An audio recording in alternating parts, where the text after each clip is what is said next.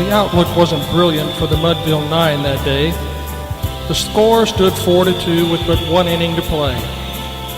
And then when Cooney died at first and Barrows did the same, a sickly silence fell upon the patrons of the game.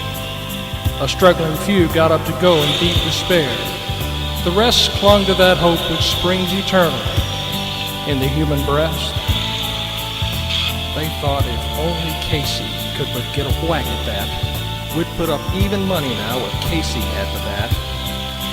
But Flynn preceded Casey, as did also Jimmy Blake, and the former was a Lulu and the latter was a cake. So upon that stricken multitude grim melancholy sat, for there seemed but little chance of Casey's getting to the bat. But Flynn let drive a single to the wonderment of all, and Blake, the much despised, tore the cover off the ball.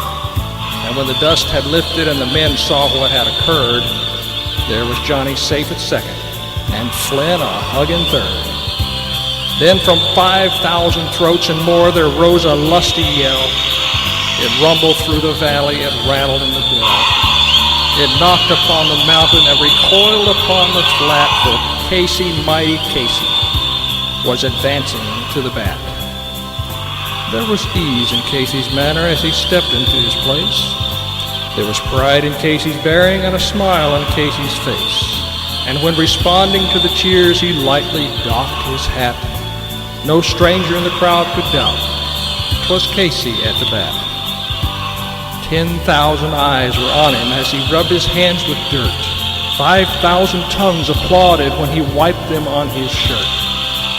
Then while the writhing pitcher ground the ball into his hip, the defiance gleamed in Casey's eye, a sneer curled Casey's lip. And now the leather-covered sphere came hurtling through the air, and Casey stood a-watching it in haughty grandeur there.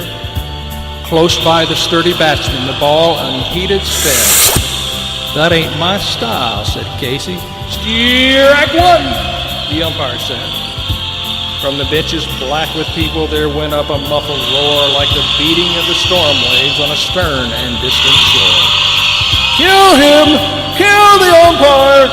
shouted someone on the stand, and it's likely that have killed him had not Casey raised his hand. With a smile of Christian charity great Casey's visage shone. He stilled the rising tumult, he bade the game go on. He signaled to the pitcher, and once more the spheroid flew. But Casey still ignored it, and the umpire said, "Strike two!" "Fraud!" cried the maddening thousands, and echo answered, "Fraud!" But one scornful look from Casey, and the audience was awed. They saw his face grow stern and cold. They saw his muscles strain. And they knew that Casey wouldn't let that ball go by again. The sneer is gone from Casey's lip. His teeth are clenched in hate. He pounds with cruel violence his bat upon the plate. And now the pitcher holds the ball. And now he lets it go. And now the air is shattered by the force of Casey's blow. Oh, somewhere in this favored land the sun is shining bright. The band is playing somewhere, and somewhere hearts are light. And somewhere men are laughing, and somewhere children shout. But there is no joy in Mudville. Mighty Casey has struck out.